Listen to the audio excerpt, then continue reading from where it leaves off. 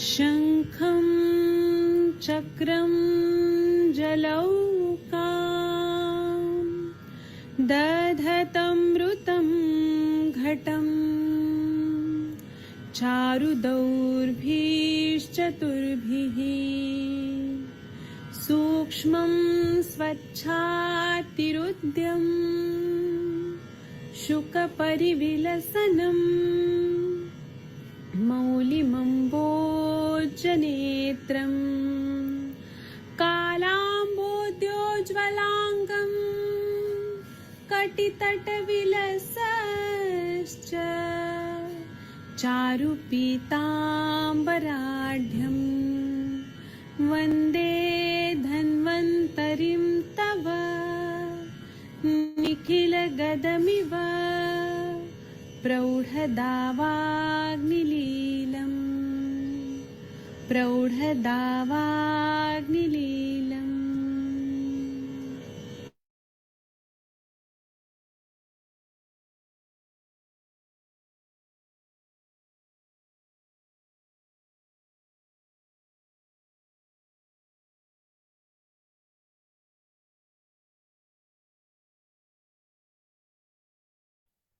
प्रणाम सभी लोगों को। मैं वैद्य अरविंद पाठक आप सभी लोगों का स्वागत करता हूं। सभी लोगों को कोटि कोटि प्रणाम करता हूं। आइए आज हम लोग क्लिनिकल ये जो शाम का 7:30 बजे का टाइम है, या हम लोग कोई एक अलग विषय पे बात करते हैं। मैं सभी को प्रणाम करता हूं।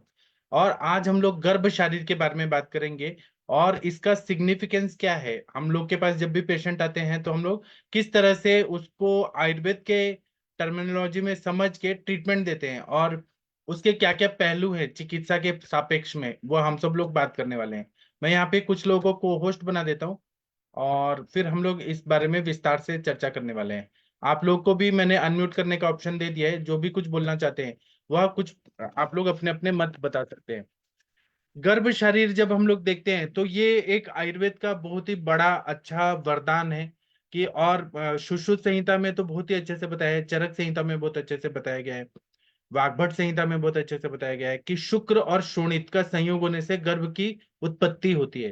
पुरुष का जो शुक्र है वह और स्त्री का जो आर्तव है उनका संयोग होने से गर्भ होती है।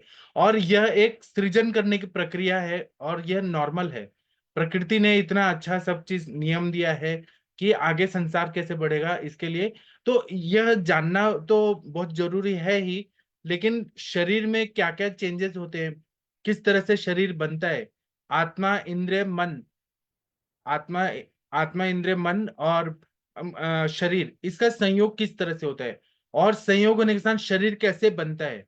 मृत्यु तो 1 सेकंड में आ जाती है लेकिन शरीर बनने के लिए पूरा 9 महीना लगता है। गर्भस्थ शिशु माता के शरीर में 9 महीने रहता है तब वह पूरा आकार ले पाता है और उसको ही मॉडर्न भाषा में एम्ब्रियोलॉजी बोलते हैं, हमारे इसमें गर्भ शरीर बोलते हैं। इसको जानना समझना कितना जरूरी है यह हम लोग अभी चर्चा करके हम लोग को पता चलेगा। मैं इसके ही सारे टर्म्स और अप्लाइड चीजें आप लोगों को बताऊंगा। मैं यहाँ पे आप लोगों को ये दिखा रहा हूँ गर्भ शारीर। आज मैंने कुछ ज्यादा पीपीटी नहीं बनाया तो आप लोग बस सुनिए और कुछ आप लोगों को बोलना होगा तो आप लोग जरूर बोलिएगा। 1 मिनट रुक जाइए। आप लोग इधर ध्यान दीजिए मैं क्या बोल रहा हूँ। गर्भ शब्द की व्युत्पत्ति कैसे हुई है तो ग्री प्लस अतिग्रीवाभ्याम भन, अर्थात यहाँ पे जीव के संचित कर्म जो रहते हैं ईश्वर और प्रकृति के कारण जो शुक्र शोणित के संयोग से गर्भाशय में प्रकट होता है उसे गर्भ कहा जाता है। आचार्य चरक के अनुसार शुक्र शोणित जीव संयोगे तो खलु कुक्षिगते गर्भ संज्ञा भवती, मतलब शुक्र और शोणित और जीव का संयोग होकर उसके गर्भाशय में जाने पर उसे गर्भ की संज्ञा दी जाती है। इसमें कुक्षिगते गर्भ संज्ञा भवती, मतलब कुक्षी मतलब यूट्रस जो रहता है गर्भाशय, उसके अंदर जो एंडोमेट्रियम रहता है उसके अंदर जब इम्प्लांट हो जाता है फर्टिलाइज ओवम और फिर वह बढ़ने लगता है तो उसको गर्भ की संज्ञा प्राप्त हो जाती है। इसी तरह से सुश्रुत शारीरस्थान में बताया शुक्र शोणितम गर्भाशय वस्तम आत्म प्रकृति विकार सम्मूर्छितम गर्भ इत्युच्यते। इसका मतलब यह है कि शुक्र शोणित और आत्मा के अतिरिक्त जो प्रकृति अष्ट प्रकृति है और विकार 16 विकार है, इन सब के संयोग से गर्भ की उत्पत्ति होती है। अष्टांग हृदयकार ने बोला है शुक्रे शुक्रार्थ शुद्धे शुक्रार्थवे सत्वा सर्व कर्म क्लेश चोदिता कर्म संपद्यते युक्ति वशारदग्नि निवारणो। इसका मतलब यह है कि शुक्र और शोणित जब शुद्ध रहते हैं, अच्छा क्वालिटी का रहता है, शुद्ध रहता है, तब गर्भोत्पादन होने के कारण अपने कर्मों के अनुसार प्रेरित हुआ सत्व, मतलब मन से युक्त हुआ वह गर्भ रूप में बन जाता है, जिससे ये गर्भ की और एक अग्नि तत्व वहां पे है, वो तत्व शरीर को बढ़ाता है और उसमें पंच महाभूत, पंचभूतात्मक शरीर जो है वो निर्मित होने लगता है और बढ़ने लगता है। उसी तरह से अलग अलग आचार्यों ने अलग अलग चीजें बताई हैं। आत्मा का जब प्रवेश हो जाता है तो वह गर्भ बढ़ने लगता है और उसमें जीव तत्व आ जाता है।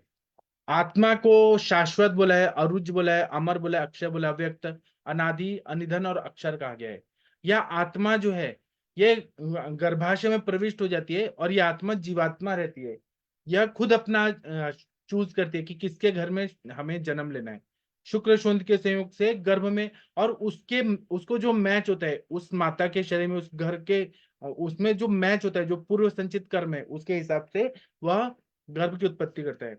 मनुष्य शरीर में गर्भ उत्पत्ति के 4 कारण बताएं। ऋतु चतुर्णाम सानिध्यात गर्भ स्यात् विधि पूर्वक ऋतु क्षेत्राम्बी बीजानाम श्याम समग्रत अंकुरो यथा। मतलब जिस प्रकार हम लोग बाहर पेड़ लगाते हैं तो ऋतु, क्षेत्र, जल और बीज, इन चारों का संयोग होता है, उसी तरह से गर्भ की उत्पत्ति के लिए भी अच्छा ऋतु चाहिए, अच्छा टाइम चाहिए, अच्छा क्षेत्र चाहिए, एंडोमेट्रियम का थिकनेस अच्छा चाहिए, जल चाहिए, तो यहाँ पे ब्लड सर्कुलेशन अच्छा होना चाहिए, रसव स्रोतस, रक्तव स्रोतस अच्छा होना चाहिए, आर्तव स्रोतस अच्छा होना चाहिए, और बीज मतलब शुक्र, पुरुष बीज और स्त्री बीज, ये दोनों अच्छा होना चाहिए, तब गर्भ की उत्पत्ति होती है। उसी तरह से गर्भ के लिए ऐसा बोला जाता है कि जब जीव उसमें प्रवेशित हो जाते हैं तभी वह गर्भ ऐसा संज्ञा प्राप्त होता है। इसी तरह से पंच महाभूत से यह शरीर बनता है, इसको हमें जरूर हमेशा याद रखना चाहिए। अब शुक्र के बारे में अगर हम लोग देखें तो शुक्र के बारे में चरक जी ने बोला, बहलम मधुरम स्निग्धम अविश्रम गुरु पिच्छलम शुक्लम बहुच यह शुक्रम फलवत तत् संशयम। इसका मतलब है कि जो शुद्ध शुक्र रहता है वह स्निग्ध रहता है, गाढ़ा रहता है, पिच्छल रहता है, मधुर रहता है, दाहन उत्पन्न करने वाला, और स्फटिक मणि के समान जो श्वेत वर्ण का होता है वह शुद्ध शुक्र होता है। और जो आर्तव रहता है, वह आर्तव जो रहता है वो गुंजा फल के समान होता है, लाल होता है, या फिर अलग महावर के जैसा होता है, या लाल कमल के फूल या इंद्रगोप कीड़े के समान जो होता है वो शुद्ध आर्तव होता है। इसका बहुत ज्यादा उपयोग रहता है हमारे मतलब गर्भ को उत्पत्ति के लिए। अगर शुक्र जो है वो 8 दोषों से दूषित है, जैसे फेनिल है, तनु है, रुक्ष है, विवर्ण है, पुती है, पिच्चिल है, अन्य धातु संश्लिष्ट है, अवसादी है, तो वह शुक्र गर्भ उत्पादन करने में समर्थ नहीं होता है। इसलिए सुश्रुताचार्य जी ने बोला है, वात पित्त श्लेष्म शोणित कुणभ ग्रंथि पूतिपोय क्षीण मूत्र पुरुष रेतसा प्रजोत्पादने न समर्था भवती। और उस हिसाब से फिर चिकित्सा भी बताई है कि अगर कोई इनफर्टिलिटी का पेशेंट है तो उसको इस तरह से ट्रीटमेंट देना चाहिए। आर्तव जो रहता है वह उसका मात्रा जो रहता है, एक आर्तव जो रहता है वो हर महीने आता है, और जो स्त्री बीज होता है, ओवा रहता है, उसका जो संयोग होता है तो उससे गर्भ की उत्पत्ति होती है। दूसरा क्या बताया है कि अगर इनफर्टिलिटी रहे तो कहीं ना कहीं आर्तव स्त्रोतस की दृष्टि होती है, और इसी तरह से बोले सौमनस्यम गर्भधारणम श्रेष्ठम, मतलब मन की प्रसन्नता रहना गर्भधारण में श्रेष्ठ बताया गया है। और अभी मैं और कुछ बताऊंगा, अभी मैं आप लोग का सुनना चाहता हूँ, आप लोग कुछ बोलिए इस टॉपिक पर, फिर हम लोग आगे बढ़ेंगे, फिर मासानुमासी वृद्धि के बारे में हम लोग चर्चा करेंगे। आप इसके बारे में कुछ बोलना चाहते हैं? कौन बोलेगा इसमें अभी? विनीता चौहान मैम, वीना मैम कुछ बोलना चाहेंगी गर्भ शारीर पे? प्रशांत भट्ट जी कुछ बोलना चाहते हैं आप? आपका क्या व्यू है एज ए डॉक्टर? आप लोगों ने अभी तक मतलब क्या आप लोग का, जब हम कॉलेज में पढ़ते थे तब तो कुछ और था, अभी आपका क्या व्यू है प्रैक्टिस के ओरिएंटेड, इनफर्टिलिटी के केसेस देखे हैं उस हिसाब से? डॉक्टर महेंद्र सर आप कुछ बोलना चाहेंगे गर्भ शारीर पे? कुछ आपका मत है, सिंपल लैंग्वेज में बोलेंगे तब भी चलेगा, या वीना मैम कुछ बोलना चाहेंगी आप? कोई कुछ बोलना नहीं चाह रहा? तो इनफर्टिलिटी के जब भी पेशेंट आते हैं तो उनमें बहुत ज्यादा मॉडर्न टर्म्स में हम लोग देखते हैं कि रिपोर्ट्स लेके लोग आते हैं, तो अजोस्पर्मिया होता है, ओलिगोस्पर्मिया होता है, या फिर कुछ डिसफंक्शन होते हैं, इरेक्टाइल डिसफंक्शन हो गया, प्री मैच्योर इजैकुलेशन हो गया, तो हमें वहां पे शोधन करना पड़ता है। और आज हमने अष्टांग हृदय में एक बस्ती पढ़ा, शुक्रानिल विबंदेशु का बस्ती पढ़ा, तो वह बस्ती देने से बहुत ज्यादा मार्गावरोध स्त्रोतोरोध जन्य जो संप्राप्ति है शुक्रव स्त्रोत से आर्तव स्त्रोत की, वह निकल जाती है, ठीक हो जाती है संप्राप्ति, और पेशेंट को जल्दी रिलीफ मिल जाता है। अगर अजोस्पर्मिया है, एलिगोस्पर्मिया है, तो अजोस्पर्मिया में जहाँ पे नील है, एक भी नहीं है, तो उसमें हम लोग जीवने गण के द्रव्य देते हैं, मात्रा बस्ती देते हैं बस्तांड घृत का, और नॉर्मल बस्ती देते हैं, शोधन कराते हैं, और वृक्ष दवाइयां देते हैं। वृक्ष दवाइयों में अगर रसकल्प देखे तो बहुत सारी दवाइयां हैं, हर्बल देखे तो बहुत सारी दवाइयां हैं। हर्बल में हम लोग शतावरी देते हैं, मुसली देते हैं, कपी कच्चू देते हैं। फिर उसके बाद में हम लोग अश्वगंधा देते हैं, शुंठी देते हैं, गोक्षुर देते हैं। और रसकल्प और स्वर्णकल्प देखे तो शुक्र वल्लभ रस देते हैं, शुक्र मातृका वटी देते हैं, रसेंद्र काम चूड़ामणि रस देते हैं। फिर उसके बाद में मनमथ रस देते हैं, कामनी विद्रावण रस देते हैं, रसेंद्र काम चूड़ामणि रस देते हैं, वंग भस्म देते हैं। बहुत सारे ऐसे द्रव्य हैं जो शुक्र बढ़ाते हैं। अब्रक भस्म देते हैं, जहां पर जो जरूरत होती है वो हम लोग देते हैं। फीमेल इनफर्टिलिटी अगर हम लोग देखें तो वो बहुत बड़ा टॉपिक है।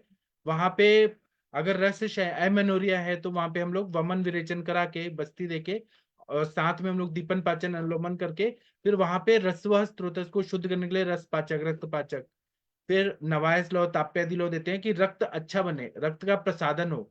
फिर स्वर्ण माक्षिक भस्म देते हैं। आर्तव की 8 प्रकार से दुष्टि होती है, तो उसके हिसाब से हम लोग दुष्टि की चिकित्सा करते हैं, आर्तव को शुद्ध किया जाता है। उसी तरह से अगर पीसीओडी है, फाइब्रॉइड है, तो उनकी चिकित्सा अलग अलग होती है। पीसीओडी रहा तो कुबेराक्षादि बटी देते हैं, मांसपाचक, मेदोपाचक, कुमारी और गुड़ देते हैं, और कांचनार गुगुल देते हैं, चंद्रप्रभा बटी देते हैं, आरोग्यवर्धिनी बटी देते हैं। फाइब्रॉइड रहा तो मांसपाचक देते हैं, पत्र पोटली स्वेद करते हैं। जैसा कंडीशन होता है और फाइब्रॉइड किस एरिया में, उस हिसाब से चिकित्सा करते हैं। अगर ओवुलेशन नहीं हो रहा है तो हम लोग ओवुलेशन को एनहांस करने के लिए क्या करते हैं, तो नष्ट पुष्पांतक रस, पुष्प धनवा रस, फल घृत, काश्मर्यादि घृत, ऐसे बहुत सारे द्रव्य देते हैं। शत पुष्पादि तेल का बस्ती देते हैं, तो उससे बहुत अच्छा फायदा होता है। लहसुनादि वटी, चित्रकादि वटी देते हैं, तो वो एग जो है वो रप्चर होके निकलने लगता है। और हमें जैसा संप्राप्ति वैसा दवाएं देते हैं, और ग्रंथिरज फॉर्मूला देते हैं, पाठा इंद्रव त्रिकटु, उसके साथ में भारंगी दे सकते हैं, और नागकेशर देते हैं जो वहां एंडोमेट्रियम लाइनिंग को अच्छा करता है। उसके साथ में और संप्राप्ति देखते हैं कि वहां पे योनि व्यापत है, तो 20 प्रकार के योनि व्यापत अपने चरक संहिता में बताए हैं, जैसे कि वातला योनि व्यापत, पित्तला योनि व्यापत, श्लेष्मला योनि व्यापत, शुष्का योनि व्यापत, अरजस का योनि व्यापत, लोहित शरा, बहुत सारे योनि व्यापत 20 तरह के बताए हैं। उसके हिसाब से हम लोग चिकित्सा देते हैं।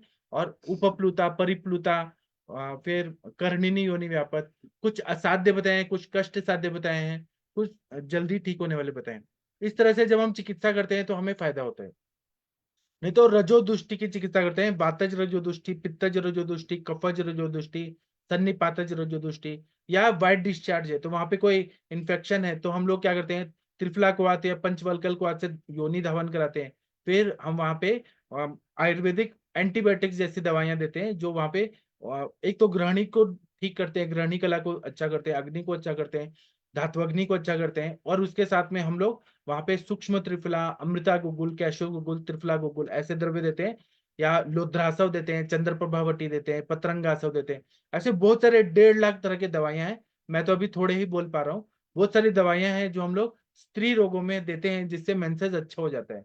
और उसके बाद में हम लोग, या पुष्यानुक चूर्ण है, अगर वाइट डिस्चार्ज हो रहा है, रक्त प्रदर है, तो हम लोग पुष्यानुक चूर्ण देते हैं, नागकेशर चूर्ण देते हैं, तंडुलोदक के साथ देते हैं, जो संप्राप्ति है उसको ठीक करते हैं। और उसके बाद फिर हम गर्भाधान के लिए बोलते हैं, और उसके लिए भी नियम जो बताया है कि मेंसेस के बाद 9 to 14 डेज तक अगर हुआ, अच्छे से मैथुन हुआ और मन प्रसन्न रहा, दोनों का सहमति है, तो अगर हम लोग गर्भाधान करते हैं तो वो अच्छा प्रजा, अच्छा संतान होता है। फिर उसके बाद में गर्भ होने के बाद, मतलब गर्भ टिकने के बाद मासानुमासिक वृद्धि होती है, उसके बारे में हम लोग चर्चा करेंगे। आप सबके सब भारत के सर्वश्रेष्ठ चिकित्सक लोग हैं।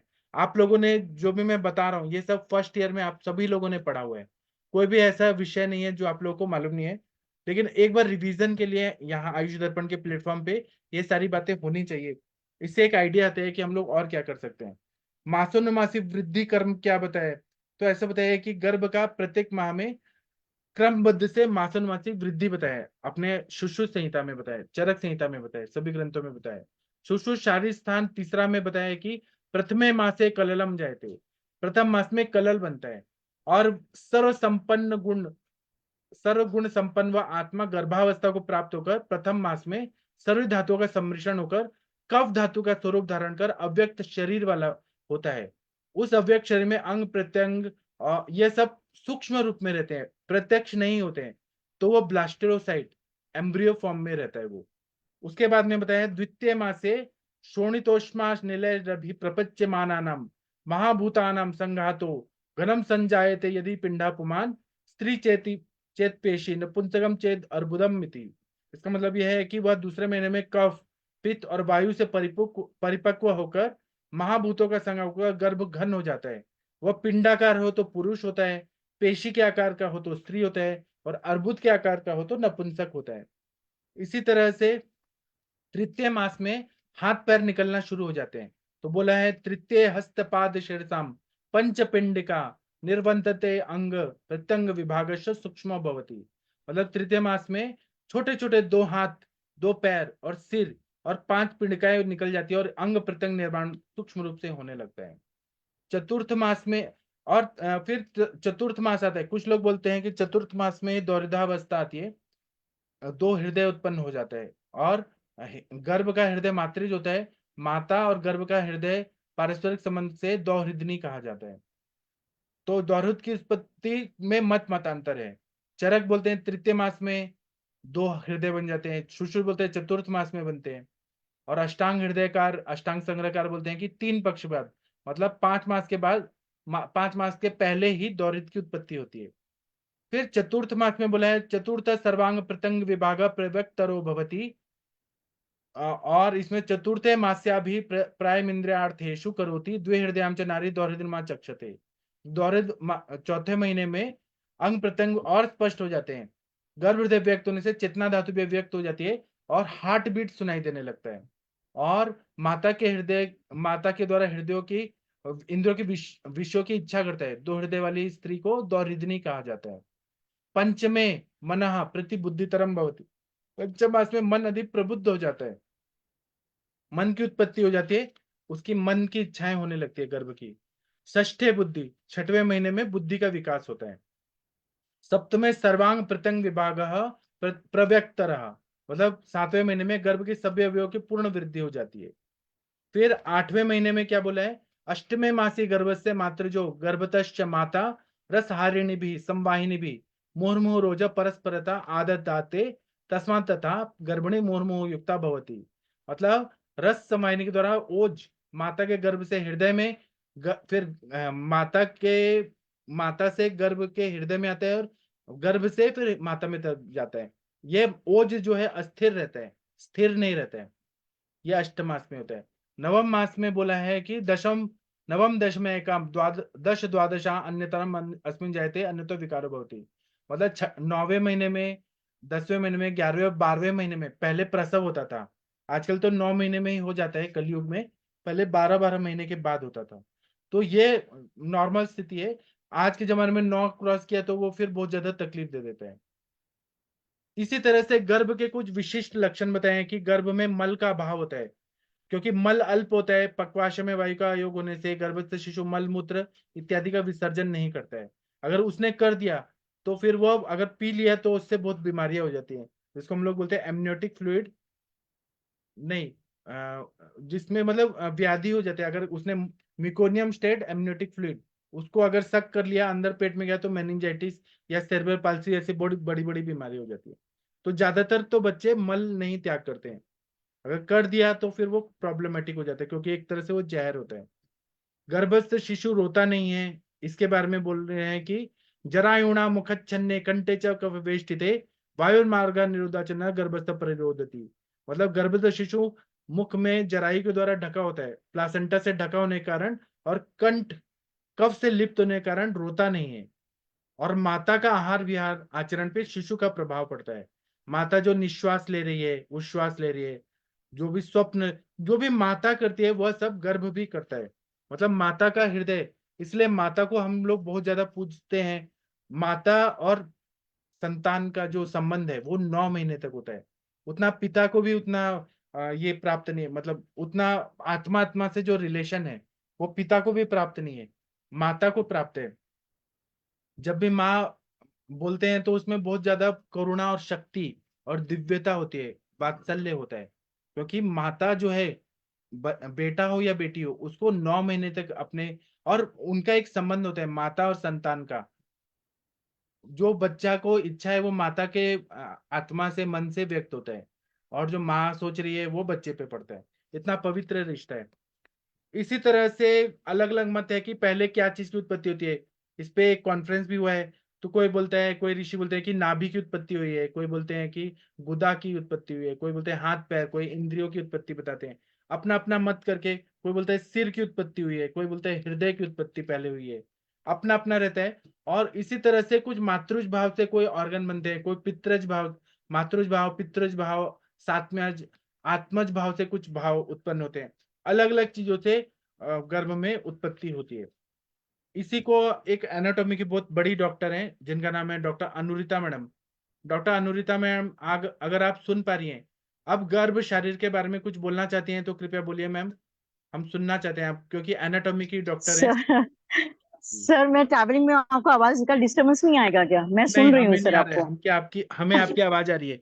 गर्भ शरीर अच्छा आप तो अच्छा बताती हैं, इसलिए कृपया बताइए आप मैम। सर, गर्भ शरीर अगर हम आयुर्वेद के हिसाब से जो गर्भ की विश्लेषण अगर आप पढ़ते हैं, तो सबसे मेन चीज सारी चीजें क्लियर हो जाती है। क्योंकि लोगों को लगता है फीटल डेवलपमेंट कौन से मंथ में क्या हुआ, कौन सी सिस्टम तैयार हो गई, इट मीन्स साइंस। लेकिन जब आप तम चेतनावस्थितम या फिर प्रथमे मासिक कलम जाए थे, तो द्वितीय इसमें उसके सूक्ष्म भाग अवयव, तो क्रोम से लेके क्रोमोसोम्स और उसके साथ में जीन से लेके जीनोम्स, ये सारा कंसेप्ट हमारे आयुर्वेद में। मैं क्योंकि गर्भ शारीर, मर्म शारीर, ये मैंने टॉपिक्स लिए हुए मेरे इसके, तो उसकी चीज का आप जब शास्त्रों को सारा विश्लेषण देखते हैं, एक एक चीज मतलब पहले चेतना, उसके बाद में बुद्धि, उसके उसके बाद में मन, और उसके बाद में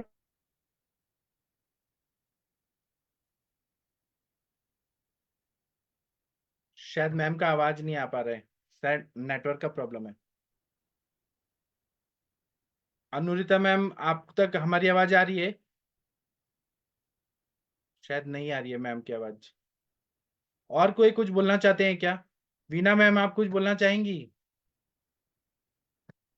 कुछ बोलिए मैम, गर्भ शरीर पे आपका क्या बुद्धि, मत है? तो ये सारे जब चीजों का आप कंजोनाइटल। अनुरिता मैम, आप आई थी, फिर से बोलिए मैम। अनुरिता मैम, आपकी आवाज आई फिर चली गई। अनुरिता मैम। नमस्कार सर। हाँ सर, प्रणाम सर, बताइए सर। मैं ये कह रहा था कि गर्भ के जो स्राव हैं उनकी उत्पत्ति के बारे में बताया है कि जो मात्रज भाव हैं और पित्रज और आत्मज, सात्मज, रसज और सत्वज। तो मात्रज भाव से त्वचा, रक्त, मांस, मेद, नाभि, हृदय, क्लोम, यकृत, तिलिया, वृक्क, बस्ती, पुरीसादान, आमाशय, पक्वाशय, उत्तरगोद, अधरगोद और क्षुद्रांत्र, इनकी उत्पत्ति होती है। पित्रज भाव से केश, दाढ़ी, मूछ, नख, रोम, दांत, अस्थि, शिरा, इनकी उत्पत्ति होती है, और स्नायु, धमनी इनकी भी होती है। और आत्मज भाव से विभिन्न योगों से उत्पन्न होना, जैसे आयु है, आत्मज्ञान है, मन है, इंद्रियां हैं, प्राण है, अपान है, प्रेरणा है, धारणा, आकृति विशेष, स्वर विशेष, वर्ण विशेष, ये हमारे आत्मज भाव से प्रकट होते हैं। और सात्मज भाव से आरोग्यता है, इंद्रिय इंद्रिय का प्रसाद है, स्वर है, वर्ण है, ये उत्पत्ति होती है। और रसज भाव से हमारी जो शारीरिक वृद्धि है, ये उसी से प्रकट होती है, रसज से। और सत्वज भाव से भक्ति, शील, शौच, द्वेष, स्मृति, मोह, इनकी उत्पत्ति होती है। इसके अलावा इसमें जो अलग अलग प्रकार से बताया है कि इनमें जो महीना के हिसाब से बताया है, उसमें उत्पत्ति के हिसाब से बताया है कि प्रथम महीने में कौन कौन से उत्पन्न होते हैं। तो ये हरी संहिता में इसमें बताया है कि प्रथम महीने में सोने शुक्र के संयोग से पहले दिन कलल बनता है, और इस दिन में ही यह बुदबुदाकार हो जाता है। और 15 दिन में ये घन, और 20 दिन में मांसपिंड, और 25 दिन का हो जाने पर पंच महाभूतात्मक, और 1 महीने का हो जाने पर 5 तत्व उत्पन्न हो जाते हैं, अर्थात ये व्यक्त रूप में प्रकट हो जाता है। और द्वितीय महीने में द्वितीय शीतोष्ण आश्रितम, मतलब 2 महीने में गर्भ की जो लंबाई है वो 25 मिलीमीटर और भार 2 से 20 ग्राम जब उसका सामान्य स्वरूप मानवीय भ्रूण जैसा दिखाई पड़ने लगता है, नाक, कान, पलक की आकृति स्पष्ट होने लगती है और शाखाओं में उंगलियों का बनना आरंभ हो जाता है, नीचे का पुच्छ जैसा दिखाई देने लगता है और गर्भ शरीर को बढ़ते हुए क्रम हो जाती है, सिर ऊपर की ओर उठने लगता है, नाल में स्थित आंत का भाग उधर में आ जाता है, नाल में ऐंठन पड़ने लगती है, कुछ उपास्थियां अस्थियां में बदलने लगती हैं और छठे सप्ताह के अंत में जो गुप्तांगों के स्थान पर ऐसे चिन्ह बनने लगते हैं जिनके द्वारा किसी हद तक गर्भ का निश्चय जान पड़ता है। और तीसरे महीने में 2 हाथ, 2 पैर और सिर, इनकी 5 पिंडकाएं दिखाई पड़ती हैं, अंग प्रत्यंग विभाग सूक्ष्म रूप से प्रकट होने लगते हैं। तीसरे महीने में ही प्राय सभी आचार्यों ने इंद्रिय और अंगेयों की एक साथ उत्पत्ति बताई गई है। चरक, टीकाकार, चक्रपाणि के अंग अवयवों को उत्पत्ति के साथ रोग उत्पत्ति का भी वर्णन किया गया है। वृद्ध भाग वटने, सिर आदि की उत्पत्ति के साथ ही गर्भ को सुख दुख की भांति भी बताया, क्योंकि एक बार ये मैंने कहीं पढ़ा था कि यदि जैसे अभिमन्यु का एक किस्सा है कि उसमें यदि गर्भ को सुनाया जाए तो उसको सुख दुख और उसका अनुभव भी होता है सब तरह का, तो ये भान भी तीसरे महीने में हो जाता है। चौथे महीने में सर्वांग प्रतिभाग है, मतलब अंग अवयवों का विभाग पहले की अपेक्षा अधिक स्पष्ट होता है। गर्भ हृदय की हो जाता है, चेतना की अभिव्यक्ति हो जाती है, हृदय की चेतना का स्थान होने के कारण इसलिए गर्भ चौथे महीने में सर्वप्रथम इंद्रियों के विषय में माता की इच्छाओं के माध्यम से अपनी इच्छा प्रकट करने लग जाता है और 2 हृदय युक्त होने से इस समय हम जो गर्भवती स्त्री उसको 2 हृदय भी कहते हैं। 5वें महीने में ये अधिक और प्रबुद्ध हो जाता है और इसी महीने में चरक, ब्रजभट्ट और कश्यप आदि ने मांस और सोनित के अधिक उपचय की बात कही है। हारीत के अनुसार गर्भ अधिक सजीव हो जाता है और छठे मास में षष्ठी वृद्धि, छठे महीने में वृद्धि अधिक प्रवक्त हो जाती है। चरक ने अन्य महीनों की अपेक्षा इस महीने में बल और वर्ण की विशेष उपचय और कश्यप ने बल वर्ण के साथ ही ओज की भी वृद्धि, वृद्ध भागवत ने केश, रोम, नख, अस्थि और स्नायु आदि की अभिव्यक्ति और हारित ने गर्भ में स्फुरण की बात भी कही है।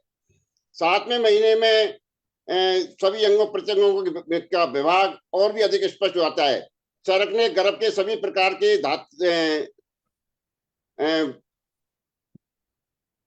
सभी प्रकार के पुष्ट होने की बताया। वृद्ध भागवत ने उसके संपूर्ण हो जाने का कहा है। कश्यप ने सभी धातुओं और अंगों को पुष्ट और बात पित्त कफ से युक्त होने की बात कही है। 8वें महीने में माता और गर्भ दोनों का ओज अस्थिर होता है। वह कभी माता के गर्भ में, कभी गर्भ में चला जाता है। यदि बालक का इस महीने में जन्म होता है तो ओज रहित हो तो वह मृत भी हो सकता है। ओज के माता में रहने की हालत में यदि बालक का जन्म हो जाए तो ओज रहित होने के कारण बालक की मृत्यु हो सकती है। और 9वें महीने में, 9वें, 10वें और 11वें महीने में गर्भ के प्रसव को स्वादिक और अधिक बाद विकारी माना जाता है। अन्य आचार्यों ने भी यही मानता है। कश्यप के अनुसार जन्म लेते ही बालक अपने पूर्व जन्म की बातों और गर्भावस्था में होने वाले सुख दुख को भूल जाता है। वह अपना नया जीवन नए सिरे से आराम करता है और ये बताया इसमें।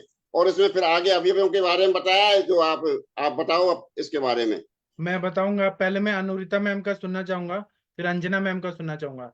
अनुरिता मैम, आप एनाटॉमी की टीचर हैं, आप बताइए मैम। अनम्यूट कर पा रही हैं? यस सर, अभी कर पा रही हूँ सर। एक बार फिर से बोलिए मैम जो आप बता रही थी। या सर, एक्चुअली जो अभी जिन सर ने बोला वो एकदम सटीक बोला, जो भी हमारे उल्लेख है। लेकिन सर इसके बियॉन्ड, क्योंकि अभी जो एमडी का स्टडी था उसके बाद में मैंने अभी जो शुरू किया है, उस स्टडी में ये ध्यान में आता है सर कि हमारे सिर्फ गर्भ शरीर में सिर्फ गर्भाव क्रांति नहीं बताई गई या मासानुमासिक नहीं बताया गया। हमारे जितने आर्तव दोष, हमारी जितनी गायनेकोलॉजिकल प्रॉब्लम्स, हमारी जितनी शुक्र के दोष और शुक्र से जनित जो भी इनफर्टिलिटी का इतना कंप्लीट, मतलब सर सिर्फ गर्भाव क्रांति और गर्भ शरीर पढ़ने के बाद में भी इंसान जो एक बहुत अच्छा ऑब्स्टेट्रिशियन हो सकता है, बहुत अच्छा गायनेकोलॉजिस्ट हो सकता है, बहुत अच्छा। अगर आप कंजेनाइटल एनोमलीज और जो भी, क्योंकि हाल ही मैंने आपको एक पोस्ट भी सर ये किया था, आज पूरा दिन मैं वही सारी टेंशन में थी। मतलब लोग चाहते कि आयुर्वेद ना बढ़े, लेकिन अगर आयुर्वेद में हम अगर हर एक चीज का बिहाइंड द मीनिंग अगर लेते, जैसे हम सिंपल अंतःपुष्प और बहिर्पुष्प दोनों का भी उल्लेख आर्तव करके लिया। किसी किसी लोगों को, कुछ लोगों जिनको आयुर्वेद को समझाया नहीं गया है या फिर सिखाया नहीं गया, वो लोग बोलते कि आर्तव ही पुष्प कैसे, आर्तव ही अंतपुष्प कैसे। लेकिन सर इसकी व्याप्ति जब समझ में आती है कि कौन से ग्रंथकार ने कहाँ पे रस को बोला है, कहाँ पे अरजस बोला है, कहाँ पे रक्त बोला है, कौन से काल का उन्होंने सारे भाव वगैरह बताए, तो सर वो सारे भावों में हर एक भाव का हेतु है। वो अगर हेतु उनसे घटित हो जाते हैं तो उस वक्त की आएगी वो दुष्ट।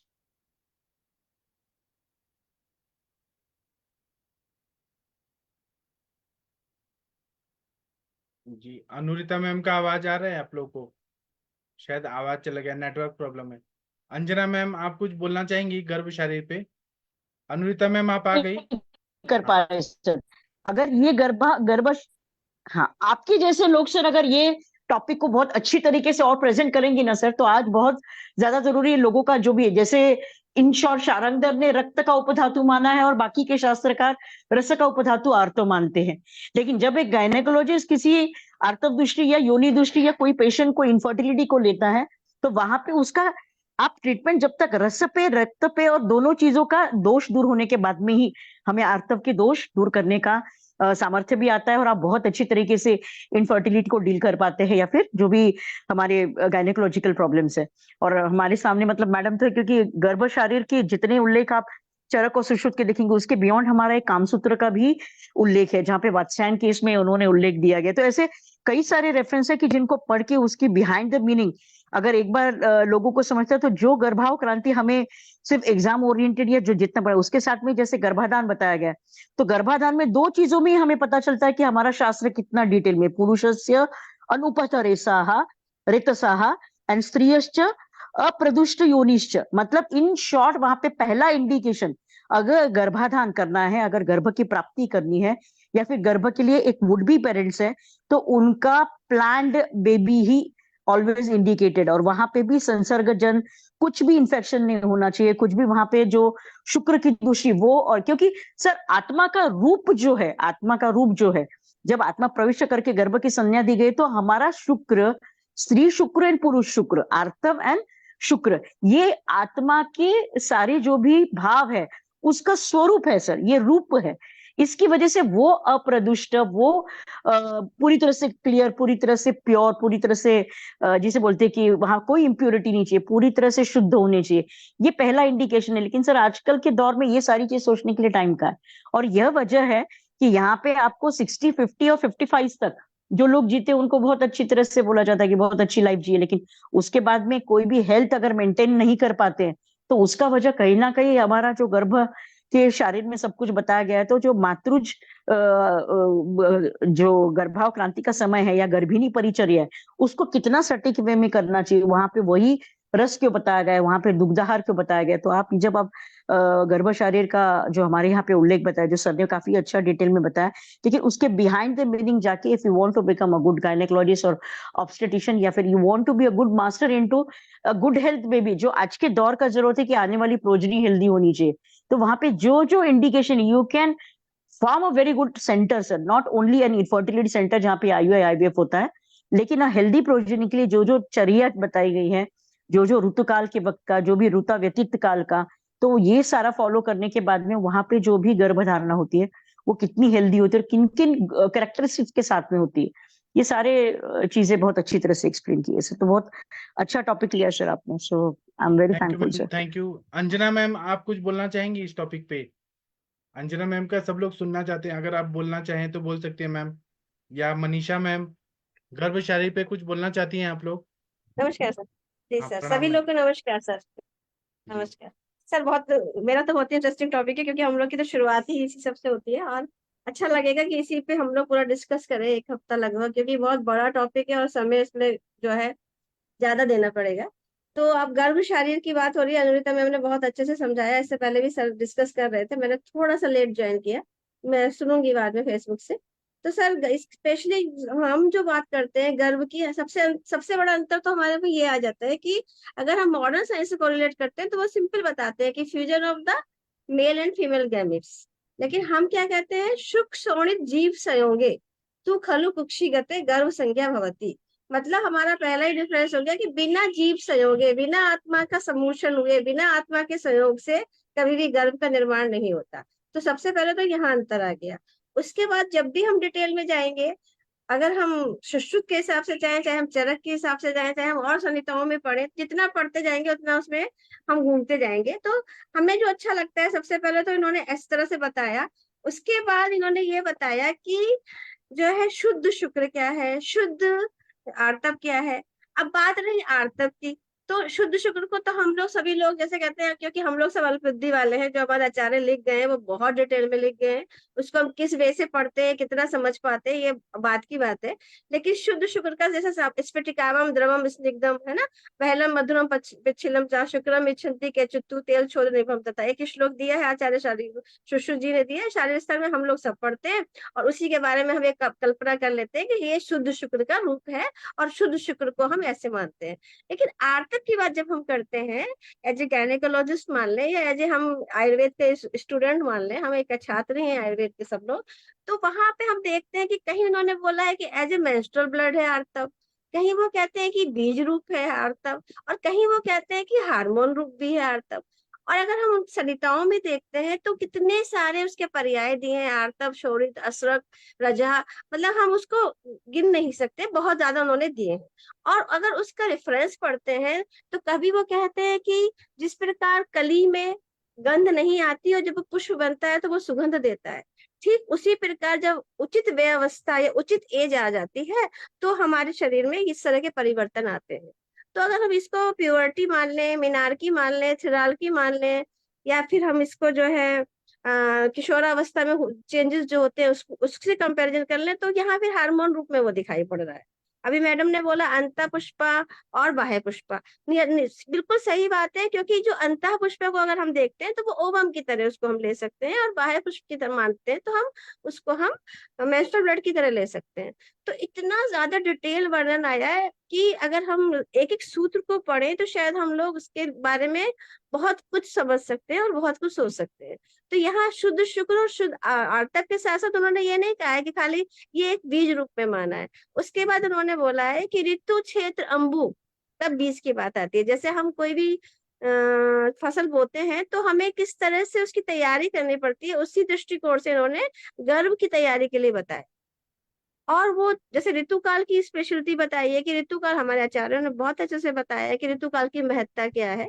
नियतम दिवसे अतीते संकुचते अंबुजम यथा ऋतु व्यतीते नार्यस्तु योनि संवृत यथा, मतलब जैसे कमल का पुष्प जब संकुचित हो जाता है जब सायं काल में और दिन में वो खिलता है, इसी प्रकार से ऋतु काल में जो है वो योनि का मुख खुलता है, और अगर योनि मुख संकुचित हो जाता है तो वो ऋतु व्यतीत काल कहलाता है। तो यहाँ इतनी स्पेशलिटी बताई गई है कि जो अगर हम उसको मॉडर्न से देखेंगे, जो आचार्य सुश्रुत ने 12 दिन का बता दिया है, आचार्य भावप्रकाश ने 16 दिन का बता दिया है, तो अगर उसकी कैलकुलेटिव वो देखेंगे तो जो फर्टिलाइजेशन है या ओव्यूलेशन है वो मेन वही टाइम है जो हमारे आचार्य कहना चाह रहे हैं, सूत्र रूप में भी कहना चाह रहे हैं। तो यहाँ गर्भ की प्राप्ति करनी है तो हमें ऋतुकाल पे भी महत्ता देनी पड़ेगी, हमें बीज पर भी महत्ता देनी पड़ेगी। अब हमें क्षेत्र को तैयार करना पड़ेगा। क्षेत्र का मतलब हम खाली गर्भाशय से नहीं मतलब ले सकते। मेरे हिसाब से जो क्षेत्र है वो पूरा स्त्री शारीर क्षेत्र है, क्योंकि अगर स्त्री ही हमारी स्वस्थ नहीं होगी तो फिर वो गर्भ जो है अच्छे से तैयार ही नहीं हो पाएगा। और जैसे अगर हम सामान्य और विशेष दो रूप में जाएंगे तो जो विशेष होगा वो हम गर्भाशय को दे सकते हैं, लेकिन सामान्यतः हमें स्त्री शारीर को फोकस करते हुए, अगर स्त्री शारीर सही होगा तभी आर्तव्य स्रोतस सही होगा, और जब आर्तव्य स्रोतस हमारा स्वस्थ होगा तभी गर्भाशय, क्योंकि उसका मूल है और गर्भाशय में ही गर्भ या गर्भशैया उसको बोला जाता है। गर्भाशय को गर्भाशय इसलिए बोला जाता है कि वो गर्भ का आशय है। तो इस तरह से इन चीजों को देखने के साथ साथ फिर एक आता है अम्बु। तो अम्बु मतलब हम समझ रहे हैं रस धातु, रस आहार रस, और आहार रस से बनने वाली जो है रस धातु, रक्त धातु। क्योंकि अगर रस धातु प्रॉपर नहीं बनेगी तो न्यूट्रिशन जो है बिना अम्बु के है ही नहीं। अगर हम जैसे कहते हैं ना कि का वर्षा जब कृषि सुखाने, अगर समय पर अगर बरसात नहीं होती है तो फिर हमारी जो है फसल सूख जाती है। ठीक उसी प्रकार अगर प्रॉपर अम्बु नहीं मिलेगा तो न्यूट्रिशन हमें प्रॉपर नहीं मिलेगा। तो मेन जो एक कॉमन कॉमन चीजें हैं कि गर्भाशय को हमें बहुत अच्छे से शुद्धिकरण करना चाहिए, जो कि हम लोग अक्सर बात करते हैं। आजकल हम लोग बस्ती चिकित्सा पढ़ ही रहे हैं, इसीलिए कि हम इससे कि हम शोधन कैसे कर सकते हैं, या फिर हम पंचकर्म का पूरा प्रोसीजर करके उसको शोधन करें। उससे हमारा आर्तव भी शोधित होगा, शुक्र भी शोधित होगा, गर्भाशय भी शोधित होगा और अम्बु भी शोधित होगा। तो यहाँ पे गर्भ की प्राप्ति का साधन पहले बताया है। फिर जब गर्भ की प्राप्ति हो रही है या गर्भ की प्राप्ति को हम किस तरह से माने, मैंने एक बहुत अच्छा पॉइंट पढ़ा था, मैं शेयर करना चाहती हूँ कि अगर हम ओज के गुण पढ़ते हैं तो ओज के गुण में और जो गर्भस्थ ओज के गुण है उसमें हमें अंतर मिलता है। हमारे आचार्यों ने उन दोनों में अंतर बताया, और ये अंतर बहुत ही स्पेसिफिक बताया है, आचार्य चरक ने भी बताया है। और उसके बारे में जब अभी ओज की बात आएगी तो हम लोग डिस्कस करेंगे। लेकिन यह है कि इस सब चीजों में जो हम बात करते हैं कि आचार्य चरक का मत क्या है, सुश्रुत का मत क्या है, धीरे धीरे जो जीव की बात उन्होंने बताई है, जीव के साथ साथ उन्होंने स्पेशली बताया है कि कहीं ना कहीं एक वर्ड आया है कहीं अतुल्य गोत्रीय, जो कि उन्होंने पहले ही बताया कि मैरिज ही होना चाहिए तो वो अतुल्य गोत्रीय होना चाहिए, मीन्स गोत्र तुल्य नहीं होना चाहिए। क्योंकि उन्होंने पहले बता दिया कुछ दोष ऐसे होते हैं जो लगातार एक कुल से दूसरे कुल में आ सकते हैं। तो अगर गोत्र अलग हो जाएगा तो ये जो प्रॉब्लम है या कुछ ऐसे दोष है जो लगातार आ रहे हैं आनुवंशिक रूप से, वो वहां पे हम कम कर सकते हैं या खत्म कर सकते हैं। या माने एक गोत्र में है अगर दूसरे में नहीं है तो बच्चा हेल्दी होने की संभावना ज्यादा है, बशर्ते ये कि अगर दोनों सेम गोत्र के होंगे और वो गोत्र अगर किसी रोग से पीड़ित होगा तो वो बच्चे में आ सकता है। तो इस तरह से अगर इस पे डिटेल वर्णन करेंगे तो फिर पंचमहाभूतों के बारे में बहुत अच्छा बताया कि गर्भ जब तैयार हो रहा है तब फिर वायु का कार्य क्या है, विभाजन करता है। तेज का कार्य क्या करता है, वो पचन का करता है। तो सिंपल सी बात है कि अगर वो सिंगल सेल ओवम और जब हमारे स्पर्म मिला तो वो क्या बनाया उसने, डबल सेल बनाया। उसके बाद हम सभी जानते हैं कि वो पूरा का पूरा कैसे गर्भ बनता है।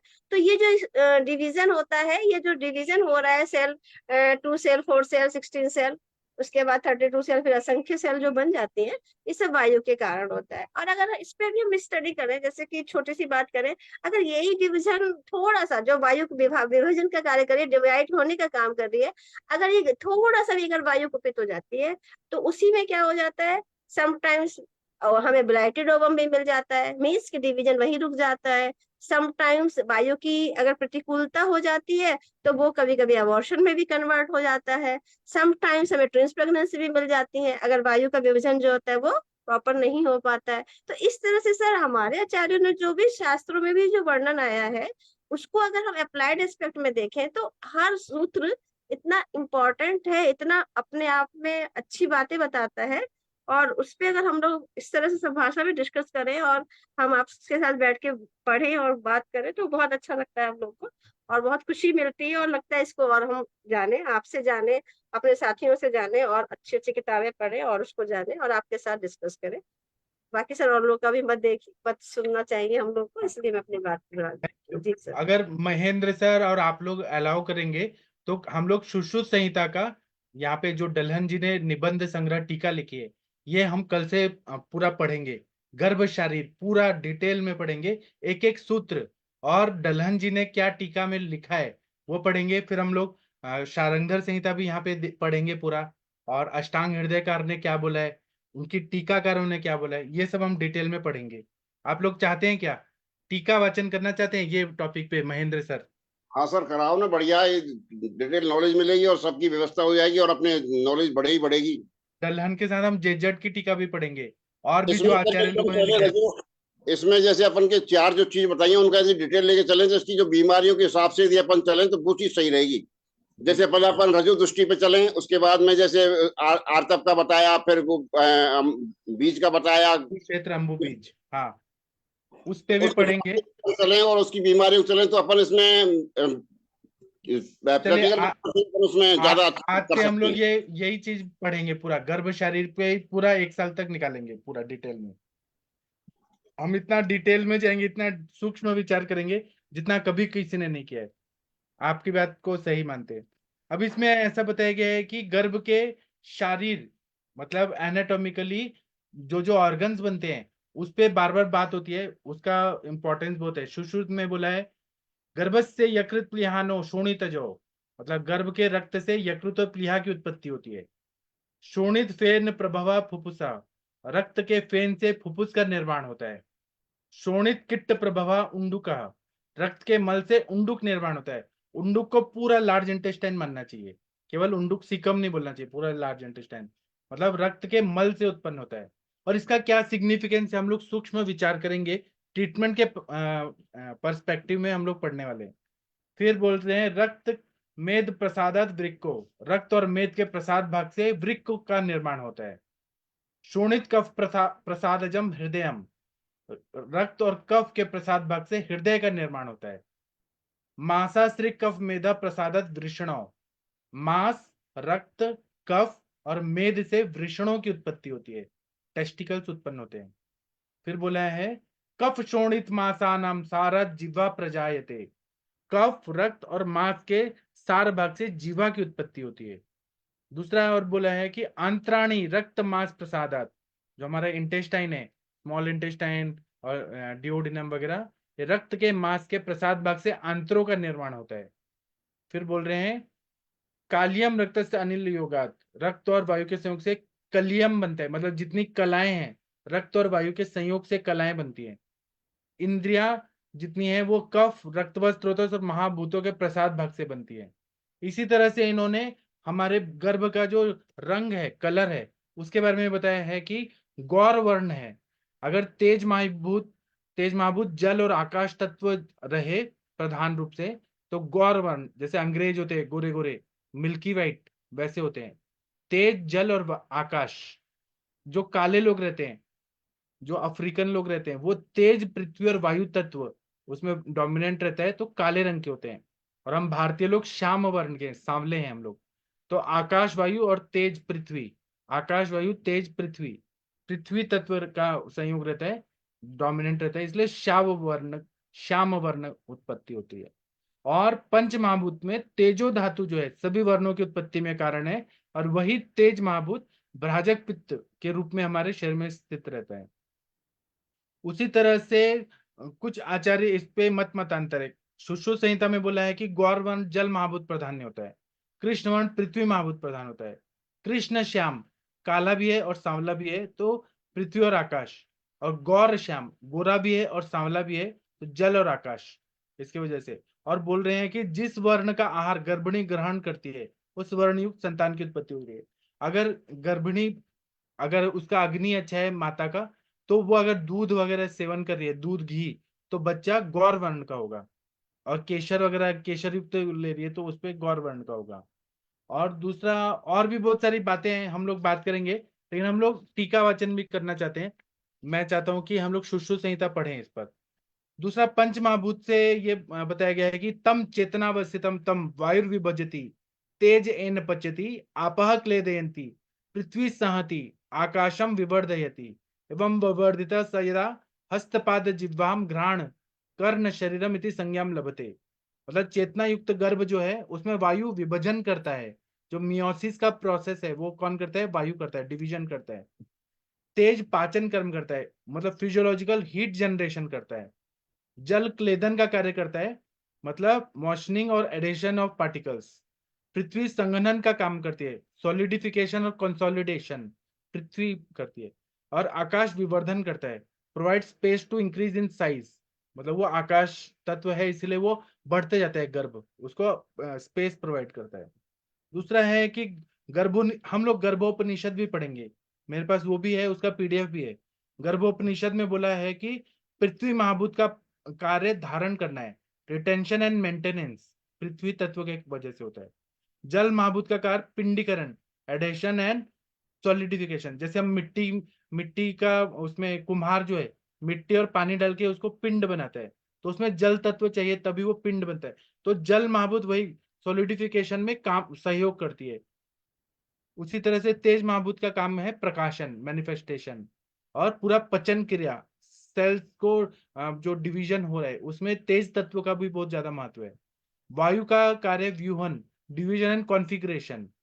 आकाश तत्व का कार्य अवकाश, प्रोवाइडिंग स्पेस। इस तरह से पंच महाभूत शरीर रहता है, और गर्भोपनिषद में इसके बारे में बहुत डिटेल में बताया है।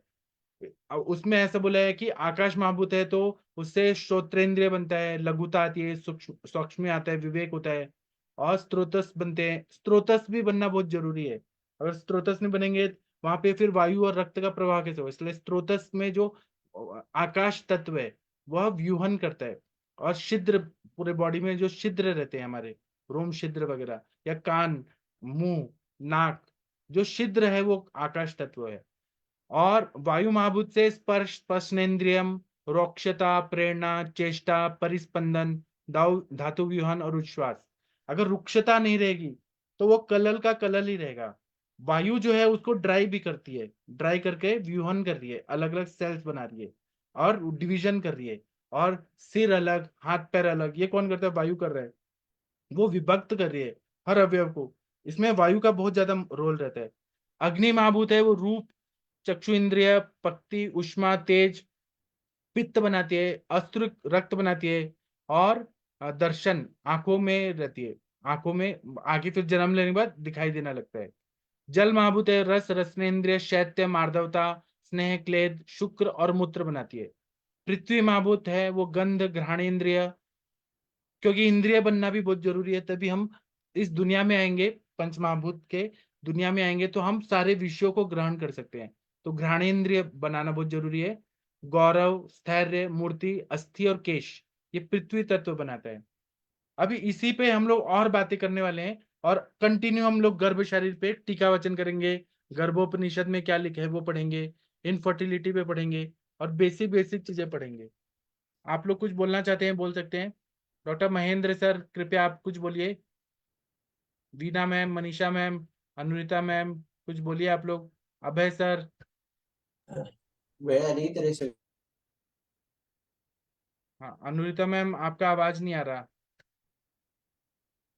नहीं आप सर, आपने जो टॉपिक लिया है सर, बिलीव करिए मैं सबको रिक्वेस्ट करूंगी एक्चुअली, क्योंकि एक गर्भाशय के ऊपर 15 मार्क का क्वेश्चन आ गया और एग्जाम दे दिया। उसके अलावा हमने गर्भाशय को डिटेल में नहीं लिया। और जो भी जैसे इनफर्टिलिटी या गायनेक पे प्रैक्टिस करते हैं उनको भी बहुत छोटी छोटी चीजें जब यहाँ पे आप बताएंगे तो बहुत अच्छी तरीके से ध्यान में आ जाएगा। और दूसरा, मैं वो पोस्ट आज ग्रुप में डालना चाहूंगी सर, और सबको रिक्वेस्ट करना चाहूंगी, आयुर्वेद को आगे ना लाया जाए या आयुर्वेद को श्रेष्ठतम ना माना जाए, क्योंकि लोग अभी जान गए हैं, लोग खुद ब खुद आयुर्वेद के प्रति पॉजिटिव हो रहे हैं। लेकिन इसके लिए अगर अपनी जड़ें काटने के लिए अपना ही कोई अगर घर वाला व्यक्ति आ जाए तो जिस तरीके से अधोगति होती है उस तरीके से आज आयुर्वेद के ऊपर ध्यान देना, अच्छे प्रैक्टिशनर्स तैयार करना, प्रैक्टिशनर्स के कंसेप्ट क्लियर करके प्रैक्टिस में कॉन्फिडेंटली उतरना, ये आज के टाइम का जरूरत है सर। क्योंकि आज का जो पोस्ट गवर्नमेंट ने डिक्लेयर किया उस इसमें जो 20 डिसीजेस उन्होंने बोला है कि नहीं, आयुर्वेद तो शुड नॉट उसमें से। आप क्यों डर रही हैं? उन्होंने जो बोला है अस्थमा को आप ट्रीट नहीं कर सकते, तो आप सर उसको सब चीज अस्थमा का क्यों बोल रहे हैं? ट्रीटमेंट अपने पास में, लेकिन आप लेकिन वही अस्थमा ना क्यों बोल रहे हैं? चरक में लिखा है अस्थमा का ट्रीटमेंट, उसमें सर, श्वास उन्होंने रोग सिर्फ बोला है। अस्थमा नहीं, उन्होंने कैंसर पे आक्षेप लिया है, ल्यूकोडर्मा पे आक्षेप लिया है, आप इनफर्टिलिटी पे लिया है। ल्यूकोडर्मा क्यों बोल रही हैं मैडम जी? श्वित्र नहीं बोलिए ना। सर, उन्होंने क्या? वो मैं एड में जैसे मैंने देखा है वैसे, इस वजह से आपने जो ये टॉपिक लिया, ऐसे मैं आपसे अनुरोध करूंगी और डिटेल में और जितना आप सारा चीजें करें ताकि लोग प्रयुक्त हो जाए इनफर्टिलिटी प्रैक्टिस के, गायनेकोलॉजिकल, क्योंकि गायनेकोलॉजिकल प्रॉब्लम के लिए एलोपैथ में बिलीव करिए, अगर कोई यहाँ पे, मैं किसी को हर्ट नहीं करना चाहती, there is no even maintenance also. जब तक ड्रग्स चल रहे, जब तक हार्मोन्स चल रहा है, तब तक ट्रीटमेंट मिलेगा, गलती से कंसीव भी हो जाएगा, but the results percentage wise अगर पूछा जाए तो as compared with Ayurveda we can reach up till the root cause. जैसे मैडम ने बीज बोला, मैं बीज भाग और बीज भागावयव पे भी बात करूंगी कि गर्भ शरीर में जो इसका उल्लेख आया है, हम वहां तक ट्रीटमेंट अपना सक्षम हो सकता है। अगर आप ये कंसेप्ट क्लियर करते तो this all community will be thankful to you sir. और और मैं दूसरा बात है कि हम एलोपैथी के शब्द ही यूज ना करें ना। अब आयुर्वेद में बोला है प्राणवायु, जाठराग्नि, ये तो हमें हमसे कोई छीन नहीं सकता है ना। हम ल्यूकोडर्मा सर का इलाज क्यों करेंगे? हमने श्वित्र का करेंगे। हम अपने भाषा लिखेंगे ना, हम एकांग बात लिखेंगे, अपनी भाषा में लिखेंगे। सर्वांग एक्चुअली कैसे है सर, अभी आप ये सारी चीज कंसेप्ट क्लियर करें, इसलिए बहुत अच्छी तरीके से जिनके भी कान पे पड़ता है, जो आपके लेक्चर सुनते हैं, इसलिए क्लियर हो जाता है। काफी लोगों को तो यही मालूम नहीं कि हमारे कला शरीर का वर्णन ही गृहिणी शरीर में आया है। गृहिणी का उल्लेख बताते हुए कला शरीर का सारा, और कला शरीर में सारे डिटेल्स बताते हैं। इस तरीके से गर्भ शरीर का है, उसके अंदर उसके हिडन मीनिंग्स, उसके अंदर से निकलने वाले कितने सारे स्पेशलाइजेशन हो सकते हैं। तो ये सारी चीजों पे फोकस हो जाएगा सर आपकी वजह से। और रिसर्च एंड मेथोडोलॉजी के लिए आई वुड सजेस्ट एवरीबडी, जिन लोगों का भी प्रैक्टिस है, सीधा सीधा सीएमईज अटेंड करके प्रेजेंट करिए, या ऑन ट्यूब करिए, या फिर यूट्यूब पे करिए, लेकिन आयुर्वेद जो आप कर रहे हो उसको सामने लाइए, ताकि आयुर्वेद सशक्त, और ये जो सारा चीज है इसके ऊपर कोई भी अपना आक्षेप ना और लाए। मुझे तो ये गवर्नमेंट ने किया है, उसमें मुझे बहुत खुशी हो रहा है कि अब हम शुद्ध आयुर्वेद को शुद्ध भाषा हाँ में सर, हाँ ये बोलेंगे। भी कारण हो सकता है। करेक्ट सर, करेक्ट, हम ये तो भी कारण शुद्ध हो करेंगे। सकता है। अभी तो मिक्स था पूरा, ल्यूकोडर्मा का आयुर्वेदिक इलाज, मल्टीपल स्क्लेरोसिस का आयुर्वेद की टर्मिनोलॉजी में बोलेंगे ना। अब हम कितना अच्छा है, मजा आ गया। अभी फिर कोई पेशेंट आएगा तो हम बोलेंगे हम श्वेत्र का इलाज करेंगे, हम ल्यूकोडर्मा का इलाज नहीं करते। तो जब श्वेत्र बोलेंगे तो विरुद्धन आ रहा है, दूध और नमक का सेवन हो रहा है, तो और ज्यादा अच्छा मजा आ गया अपने सर फील्ड का, अभी अपने एरिया में। हृदरोग के बारे में उन्होंने बोला है कि आप आयुर्वेद ट्रीट कर सकता है, ऐसे बोलिए ही मत। आप मुझे बताइए ना सर, कौन सा हाइपरटेंशन और कौन सी कार्डियक पैथोलॉजी, या फिर एक एंजियोप्लास्टी के बाद में पेशेंट का मेंटेनेंस कहाँ तक जाता है? पेशेंट डायबिटीज की ट्रीटमेंट लेने के बाद में भी तो कार्डियोमायोपैथी या न्यूरोपैथी में चला जाता है, लेकिन वो टर्मिनोलॉजी में एडवर्टाइज नहीं कर सकते हैं ना हम, पेशेंट को तो बोल सकते हैं। और दूसरा हम उसको बोलेंगे ना अकालत जरा के जन्य, जो हृदय विकार हो रहे हैं, जहाँ पे आर्टरीज और ये वेन अकालत जरा के लक्षण है, वो उसको हम रसायन से ठीक कर रहे सर हैं। बुरा क्या लग रहा है कि आयुष वाले, मतलब हमारी ही डिपार्टमेंट हमारे अगर ये काटने लगे तो हमें और अच्छा कोई प्रैक्टिशनर किसी और को अच्छा नहीं काटता। प्रेजेंटर। आयुर्वेद शाश्वत है, शाश्वत है। शाश्वत है, वही सर। मुगल है, कितने अंग्रेज है, कितने लोगों ने तहस नहस किया, लेकिन कुछ नहीं नष्ट हुआ। ये 1954 बदल वाला जाती है। जो नियम है, ये एक्ट सर, ये अंग्रेजों का टाइम का है। उस समय एलोपैथिक कोई बढ़ावा था, इसलिए ये सारा कुछ हो रहा है वैसे तो। पर वैसे अपन आयुर्वेद टर्म्स यदि करें तो कोई दिक्कत उसमें होगी नहीं शायद, क्योंकि उन लोगों ने जो हिंदी अर्थ दिया है वो गलत दिया है उसमें। जो भी है वो तो है। अपन जो हृदय हो गया, हृदय रोग की जगह अपन जो अपनी बीमारी है उसके हिसाब से अपन लेके चले तो कोई दिक्कत ही नहीं है फिर। हाँ भाई, तो हम अपने हिसाब, अपने टर्मिनोलॉजी में यूज करेंगे ना। अष्टांग हृदय इंग्लिश में थोड़ी ना लिखा हुआ है, उसको ट्रांसलेट किया गया है, लेकिन अपने शब्द तो अपना ही है, उसको कोई नहीं छीन सकता हमसे, है ना। ठीक है, आप लोग का बहुत बहुत धन्यवाद। अभी हम इसी टॉपिक पे बात करेंगे। आप लोग इस पे कोई सुझाव देना चाहते हैं ये टॉपिक पे, तो आप लोग व्हाट्सएप ग्रुप में डालिए। मैं उस टॉपिक पे पूरा पढ़ के आऊंगा और आप लोग को बताऊंगा। जितना हम लोग पढ़ेंगे उतना और हमारा सभी का नॉलेज और बढ़ते जाएगा। ठीक है। इसमें तो सीधा सीधा सीधा फंडा है सर की जो अपन ने चार बताए हैं कि ऋतु, बीज, क्षेत्र और अंबु। हाँ तो इस चारों को अपन चले और चारों को अपन सुधारें, और चारों के बारे में क्या क्या बीमारी हो सकती हैं। तो हाँ ऋतुमती यदि होगी नहीं तो सबसे पहले वहां से शुरुआत करें अपन। हाँ तो उस तरह की बीमारी है। बीज में क्या क्या दोष हो सकते हैं, उन दोषों को अपन कैसे दूर करें। हाँ क्षेत्र में कौन कौन सी बीमारी हो सकती है, उनको अपन कैसे दूर करें। हाँ। और रस की बीमारी कौन सी, जिसके उसका रस सिंचन नहीं हो रहा, तो उसमें क्या क्या बीमारी, उनको अपन कैसे दूर करें। बस चारों प्रकार का जाएगा तो अपना पूरा ये क्लियर हो जाएगा। और एक जो तरह से हमारा शारीरिक स्थान पढ़ना हो जाएगा। क्या शारीरिक सर? स्थान बहुत हम कम पढ़ते हैं, शारीरिक स्थान को डिटेल में टीका के साथ पढ़ेंगे हम लोग, डीप में पढ़ेंगे, मजा आएगा। बहुत बढ़िया आइडिया दिया सर आपने। तो अभी 8:30 होने वाला है, हो गया है। हम लोग अभी सेशन बंद करते हैं। अब इसका भाग दूसरा कल होगा, और ये बहुत इंटरेस्टिंग है। जैसे हम लोग सुबह अष्टांग हृदय पढ़ते हैं, अब शाम को हम सुश्रुत भी पढ़ेंगे, गर्भोपनिषद भी पढ़ेंगे, पूरा गायनेकोलॉजी, पूरा हर चीज पढ़ेंगे हम लोग। पेडियाट्री मतलब कौमार भृत्य भी पढ़ेंगे, सब पढ़ेंगे। सुबह भी सर टाइम ले सकते हैं अपन सुबह, क्योंकि 7 काफी लेट बजते हैं आजकल। सर आप नवीन सुबह जोशी 6 बजे कोई प्रोग्राम बनाना चाहो तो बना सकते हो आप लोग। मैं तो रेडी हूँ। हमारे जो गुरुजी हैं नवीन जोशी सर, उनको बोलिए, वो जूम देंगे तभी ना हम शुरू करेंगे। उनसे कह देंगे कल आएंगे वो, तो सुबह ही उनसे उनसे कह देंगे इस बारे में, क्यों 7 बहुत लेट बजते हैं आजकल। तो 6 बजे बोलेंगे, 5 बजे बोलेंगे, 4 बजे बोलेंगे। आप हमें 6 बजे ठीक है, 6 बजे में कुछ ज्यादा दिन भी नहीं और रात भी नहीं, दिन हो जाता है आजकल 5:30 पौने 6 बजे। बराबर। तो आप सर को बोलिए, सर जैसा बोलेंगे वैसा। कल सर से ही बात करेंगे कल। ठीक है सर, थैंक यू सर। अभी हम सेशन बंद करते हैं, फिर 9 बजे मिलते हैं। थैंक यू, प्रणाम सभी लोग को। Thank you.